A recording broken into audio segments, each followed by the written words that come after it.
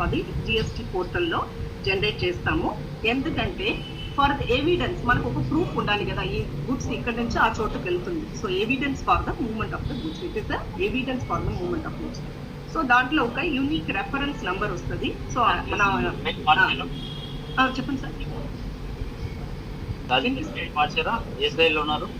ఈ స్లైడ్ లోనే ఇంకా పాయింట్ ఎక్స్ప్లెనేషన్ అవుతుంది సార్, సెకండ్ స్లైడ్ లో.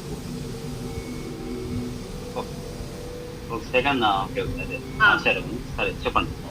So electronic Weibull, that is electronic document, it is generated on the GST portal లో మనం జనరేట్ చేస్తాము ఫర్ ఎవిడెన్స్ ఆఫ్. ఇది ఒక్కొక్క పాయింట్స్, దీంట్లో ఒక్కొక్క point. First full form electronic Weibull.